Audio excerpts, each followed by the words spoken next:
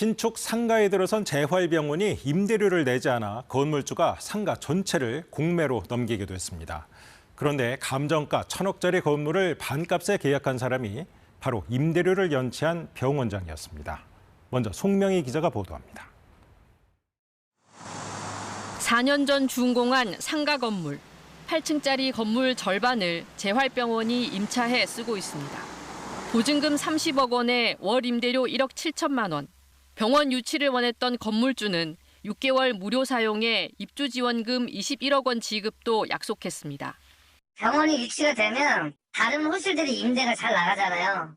그런데 무료 사용 기간이 끝나자 병원장 여모 씨는 임대료를 연체하기 시작합니다.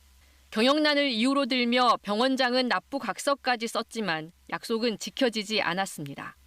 작년 8월 기준으로 임대료 납입을 안 한 게 약 한 40억 정도 됩니다. 병원은 환자들로 북적이고 200여 병상은 꽉 차 있습니다. 모든 병실 다 만실이어가지고요. 무조건 대기해 주셔야 돼요. 시민 프로축구단 전담병원이자 원장은 아동복지재단의 중고액 후원자였지만 임대료는 내지 않았습니다. 그 여파로 건물주는 대출금 430억 원의 이자를 감당하지 못했습니다. 건물은 공매에 넘겨졌고 1,000억 원에서 시작한 입찰은 하루 10%씩 9차례 유찰돼 입찰 금액이 450억 원까지 내려갔습니다. 응찰하는 사람들 입장에서는 임대료가 들어오지 않는 물건을 사려면 하지 않죠.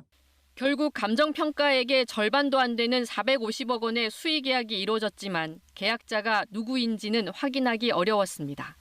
그런데 건물주가 건물 명도 소송 과정에서 최근 확인한 수의 계약자는 바로 임대료를 연체해온 병원장이었습니다. 병원 측은 임대료 연체 이유 등을 확인해달라는 KBS의 거듭된 질문에 소송이 진행 중이라는 이유로 답변하지 않았습니다. KBS 뉴스 송명희입니다.